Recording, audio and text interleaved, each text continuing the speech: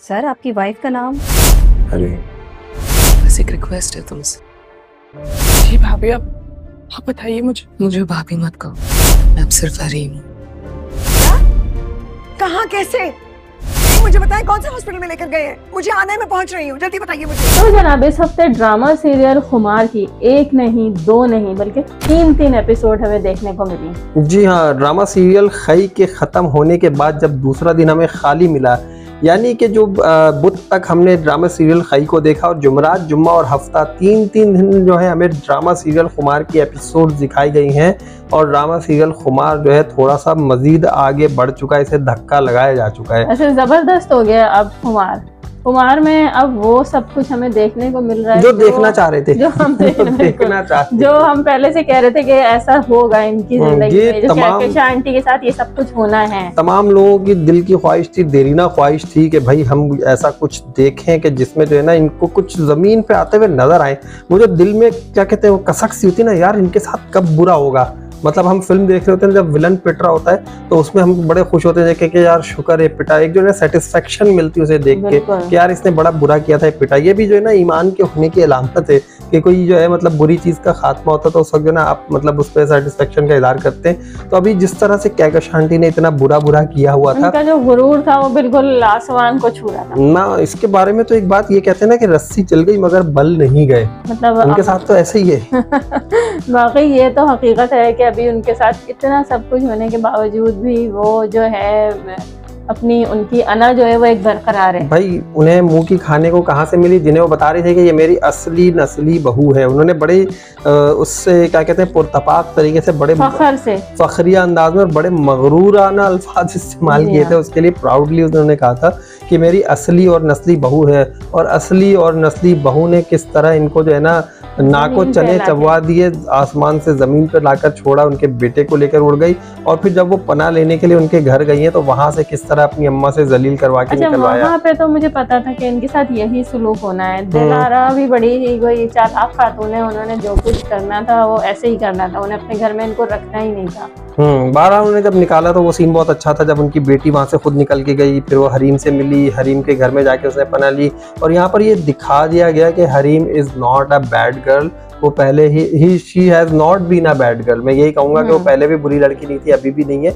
इस ड्रामे में उसे बता दिया गया, मैसेज पहुंच चुका है आंटी कहकशा तक मैसेज जरूर पहुंच गया, लेकिन बड़ी ढीठ किस्म की खातून है, मैं यही कहूंगा। अच्छा, आज की एपिसोड में भी हमने ये देख लिया कि अब वो जो है वो भी यहीं पहुंच गई हरीम के घर।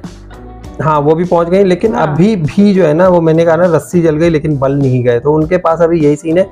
उनकी जो बेटी है ना वो तो ठीक हो गई, उसे बात समझ में आ गई कि हमारे साथ क्या हुआ। अच्छा, इसमें एक सीन जो है मुझे बड़ा अजीब सा लगा, जब फाइज का एक्सीडेंट होता है इस्लामाबाद में, जॉब इंटरव्यू से वापस आ रहा होता है तो उसे गाड़ी ने जब टक्कर मारी होती ना, तो वो जो है गाड़ी उसे टक्कर मारती है उसके राइट साइड पे। अब मतलब एक ये कॉमन सी बात है, जब किसी को राइट साइड से टक्कर लगेगी तो वो जो है लेफ्ट साइड पर गिरेगा। अब वो गिरा भी था लेफ्ट साइड पे। जब उसे हॉस्पिटल लेकर गए और हॉस्पिटल में जब उसकी पट्टी दिखाई गई सर पे तो राइट साइड पे दिखाई गई है। मतलब ड्रामा।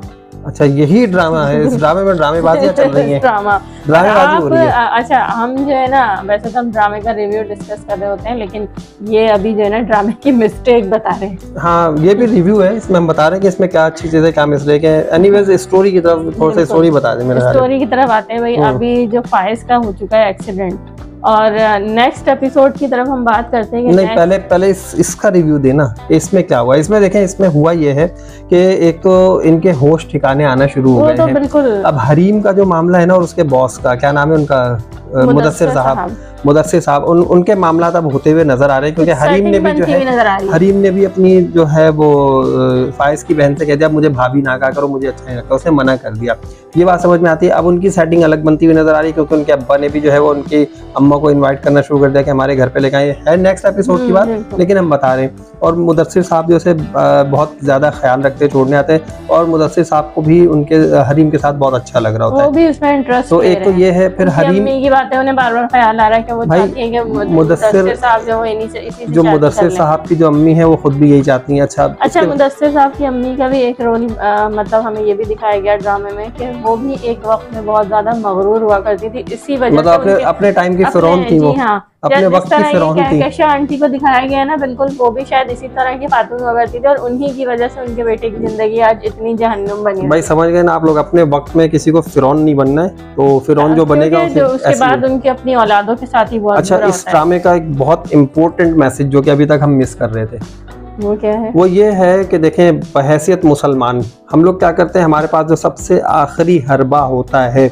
आखिरी हरबा नहीं कहेंगे, मतलब जहाँ पर हम बिल्कुल पहुँच जाते हैं कि यार झूठ और सच का फैसला हम नहीं कर सकते, अब हम अल्लाह के कलाम को लेकर आते हैं, हम कुरान मजीद को बीच में लाते हैं, इसे गवाह बनाते हैं, इसे वकील बनाते हैं कि यही वकालत करेगा कि सही किसने कहा था, गलत किसने कहा था। तो वहाँ पर फायद ने जो पिछली एपिसोड्स में किया था कि वो जब क्या नाम है नासिर को लेकर गया था मस्जिद के अंदर, उसने कुरान पे हाथ रखवाया था। तो यहाँ पर भाई ड्रामे वालों से हमें एक शिकायत है कि पहले तो उन्होंने दिखाया था कि उसने कुरान पे हाथ नहीं रखा और चला गया, सीन ही नहीं दिखाया था। फिर बाद में हमें अभी ये दिखाया, ख्यालों में दिखाया गया, अब दिखाया गया कि हाँ भाई उसने कुरान पे हाथ रखकर झूठी कसम खाई थी। तो यहाँ पर कुरान पे हाथ रखकर झूठी कसम खाने वाले वो लोग सुन लें जो अदालतों में झूठी कस्में खाते हैं, जो कहीं ना कहीं झूठी कस्में खा रहे होते हैं, उनके साथ भी कुछ ना कुछ जिंदगी में ऐसे ही मामलात होंगे।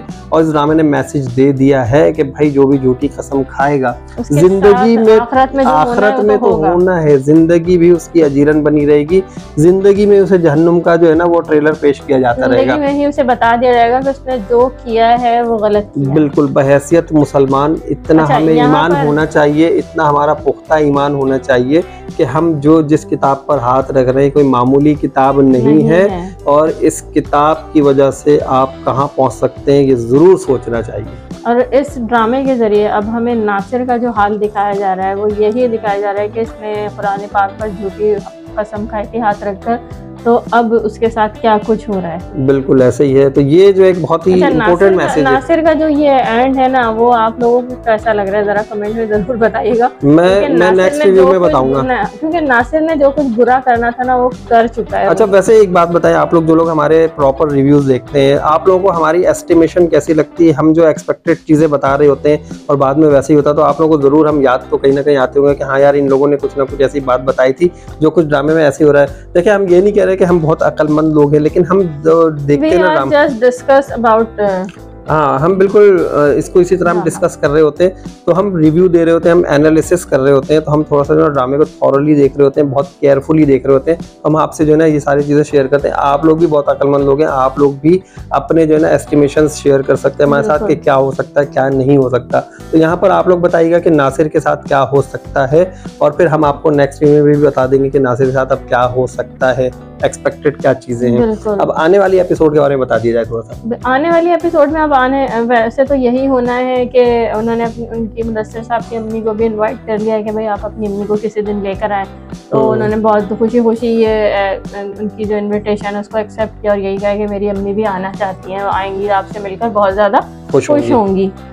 दूसरी तरफ अब वो कहकशा आंटी का दिखाया कि भाई उन्हें भी जो है अब फोन आ जाएगा कि फायज का वहाँ एक्सीडेंट हो गया है। अब ये पता है मुझे कि एक्सीडेंट की खबर जब उनको फ़ोन पे मिलती है तो हरीम भी ये चीज़ सुनेगी, तो इसके बाद हरीम का क्या रिएक्शन होगा? हरीम को फिक्र होगी, मेरे ख्याल से होगी फिक्र फाइज की, वो क्या फिर उसे वो क्या भाई इस तरह संग दिल खातून नहीं है, वो बहुत ही काइंड हार्टेड पर्सन है, तो ज़रूर कुछ ना कुछ उसके ऊपर उसका रिएक्शन होगा। रोएगी तो नहीं, लेकिन कम से कम वो ज़रूर कुछ ना कुछ ऐसा उसके जहन में उसके दिल में बात आएगी।